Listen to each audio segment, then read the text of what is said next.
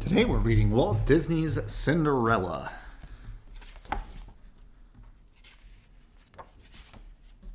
Once upon a time, there was a girl named Cinderella.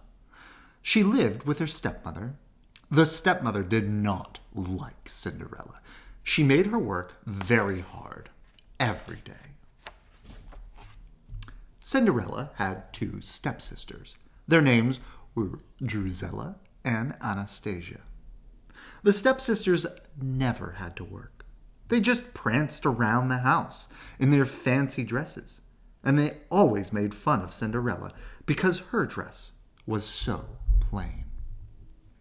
One day, a letter came to the house. "Drusilla, Anastasia," cried the stepmother, "listen to this." She read the letter. It said, "The king is giving a ball tonight. His son, the prince, will choose a wife. Every girl in the kingdom must be there." "Then I can go too," said Cinderella. "You?" cried the stepsisters, and they laughed and laughed. "But it says every girl in the kingdom must be there," said Cinderella. The stepmother smiled and said, "Of course you may go, Cinderella. You may go if you do your work first, and if you have a dress to wear." "Oh, thank you," said Cinderella, and she ran up to her room. Some mice lived in Cinderella's room. They were Cinderella's friends. She had even made little clothes for them. "Guess what?" she cried. "I'm going to the ball at the palace." "Hooray!" cried the mice. Then she showed them an old dress. "Oh, it just needs a little mending," said Cinderella, "and maybe a sash and some beads to make it pretty." "Oh, yes, yes, Cinderella," said the mice. "Cinderella!" called the stepmother. Cinderella went downstairs. "I want you to clean the floor and wash the windows and dust the drapes," said the stepmother.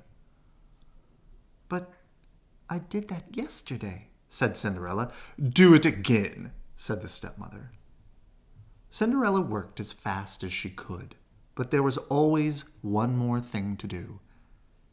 "Cinderella! "Cinderella!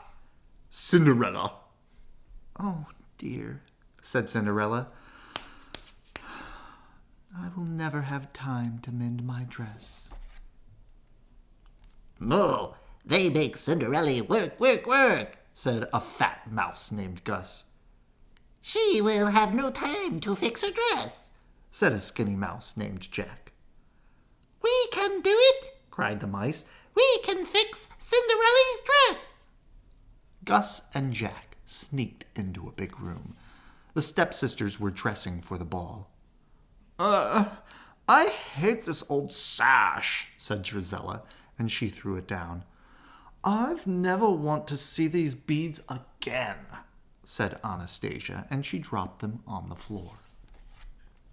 Jack grabbed the sash. Gus picked up the beads. They took them to Cinderella's room. "Whoa, look what we found. We found these," said Gus. "Now we can make Cinderella's dress really pretty," said Jack. They measured, they cut, they folded, they sewed. They worked and worked as fast as they could.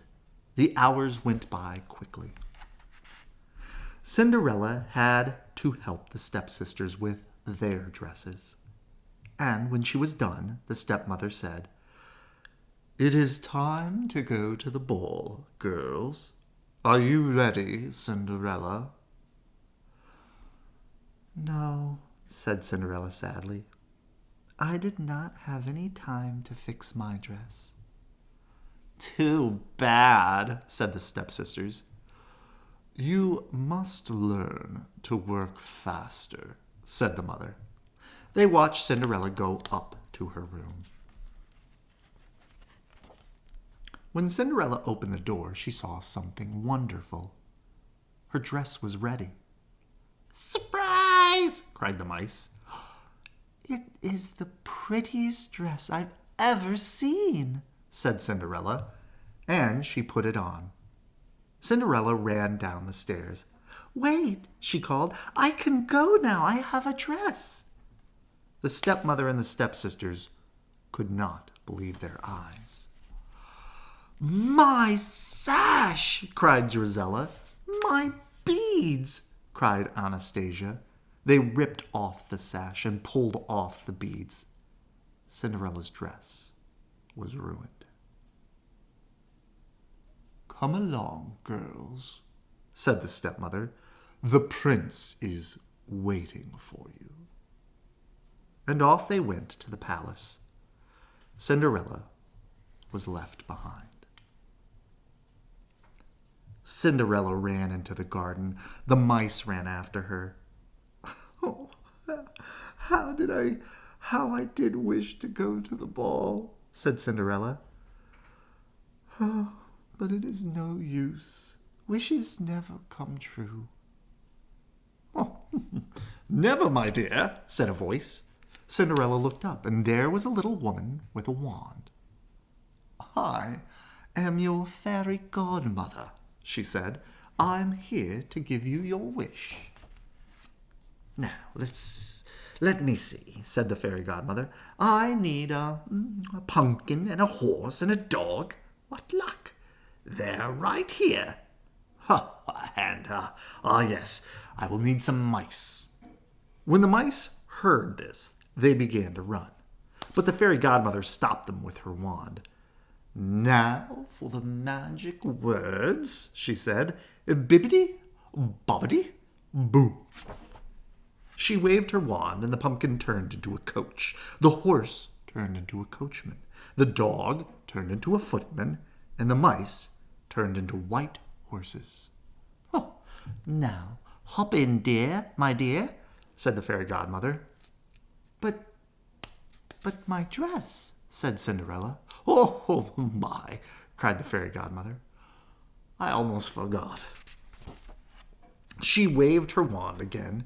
Cinderella looked down. Her dress turned into a white gown. Her shoes turned into glass slippers. Oh, thank you, said Cinderella.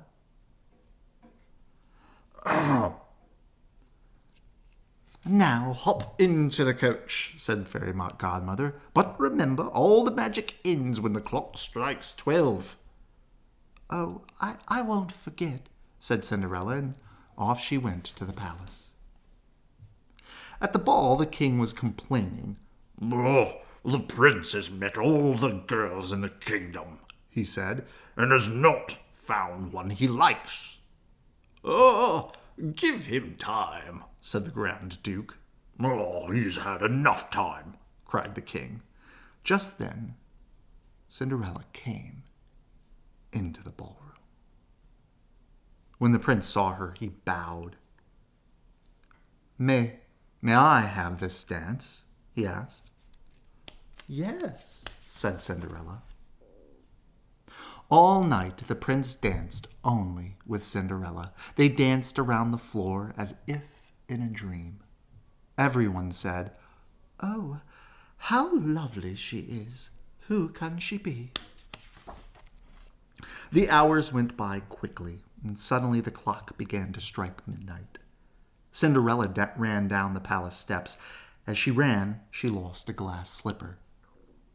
When the prince reached the steps, Cinderella was gone, and he picked up the tiny glass slipper. The girl who wore this slipper is the girl I want to marry, said the prince. He told the Grand Duke to find her. Even before Cinderella was home, the magic ended. The coach turned back into a pumpkin. The coachman turned back into a horse. The footman turned back into a dog, and there were Cinderella and the mice, just as before. The next day the Grand Duke took the slipper to every house in the kingdom. At last he came to the house where Cinderella lived. Cinderella was up in her room. First, Drizella tried the slipper on. Her foot was much too long. Then, Anastasia tried the slipper on. Her foot was much too wide. "Are there any other girls in this house?" asked the Grand Duke. "No," said the stepmother. Just then Cinderella came downstairs. "Who's this?" asked the Grand Duke. She's only the maid," said the stepmother. "I don't care," said the Grand Duke. "She too must try the slipper." It fit perfectly. Then Cinderella reached in her pocket and pulled out the other glass slipper. The Grand Duke bowed to Cinderella. "You are the girl the prince says he must marry," said the Grand Duke. So Cinderella went to the palace and married the prince. And they lived happily ever after. Good night. I love you.